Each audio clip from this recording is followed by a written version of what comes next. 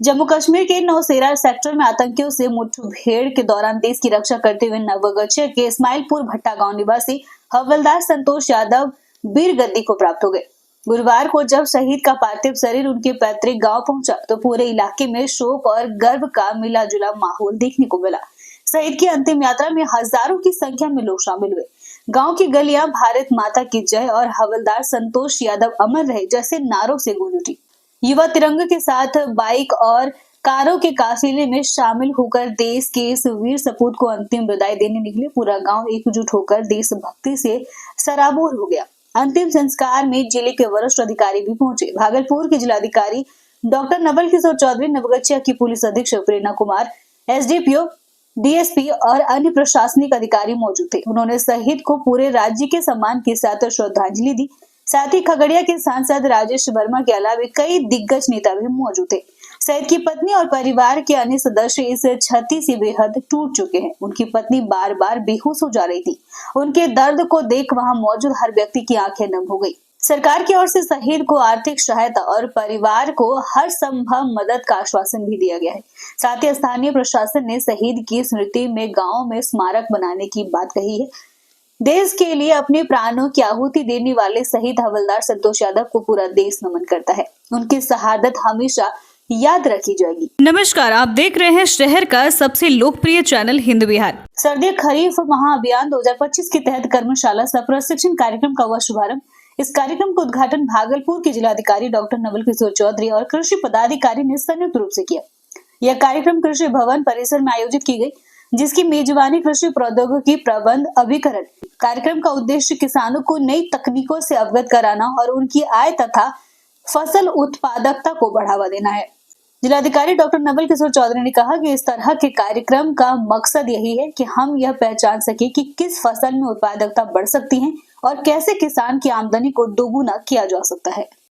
अभी आज कृषि में रबी कार्यशाला आयोजित किया गया है जिला कृषि कार्यालय परिसर में, जहाँ की कृषि विभाग के समस्त अधिकारीगण हैं। आप काफ़ी संख्या में किसान बंधु थे। मैंने 2-3 चीज़ उनसे अनुरोध किया है। कृषि विभाग में हमने टास्क दिया है कि हम किसानों की आय को कैसे बढ़ा सकते हैं, जो फसल है उस फसल की उत्पादकता को कैसे बढ़ा सकते हैं। कहीं हमारा बाढ़ प्रवण इलाका है, कहीं सुखाड़ प्रवण इलाका है, उसके हिसाब से फसल को कैसे आइडेंटिफाई करेंगे। हम लोग शोध में भी जाएं कि जो फसल हमारा बाढ़ में यदि 3 दिन पानी में कौन फसल टिक सकता है, 7 दिन में कौन टिक सकता है, 15 दिन तक पानी आ जाए तो कौन टिक सकता है, उस पर काम करके फसल को हम लोग लगाएं।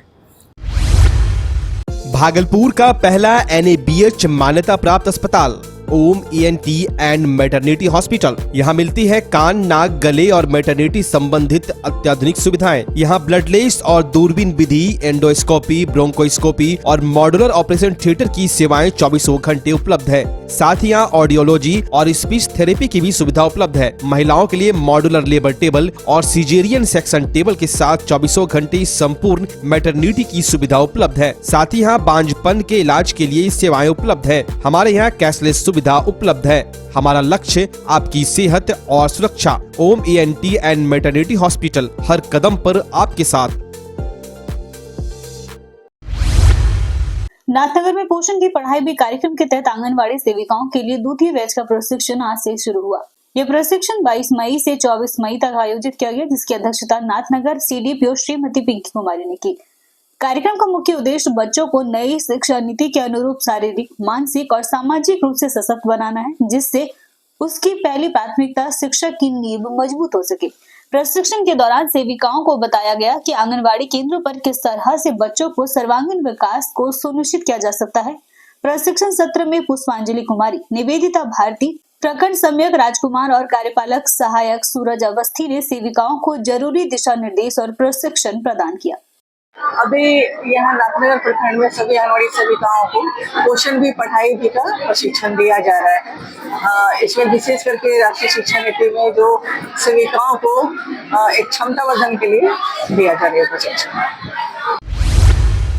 भागलपुर जिले के कोतवाली थाना क्षेत्र से एक शर्मनाक और चिंता बढ़ा देने वाली घटना सामने आई है। एक किशोरी के साथ साइबर शोषण और जबरन धर्म परिवर्तन की साजिश के मामले में पुलिस की लापरवाही ने न्याय की उम्मीद पर बड़े सवाल खड़े कर दिए हैं। परिजनों ने आरोपी को रंगे हाथों पकड़कर पुलिस के हवाले किया। लेकिन कार्रवाई की वजह उन्हें थाने दर थाने भटकाया गया। आरोप है कि बाजार इलाके की इस नाबालिग लड़की की अश्लील फोटोज और वीडियोस बनाकर उसे ब्लैकमेल किया गया।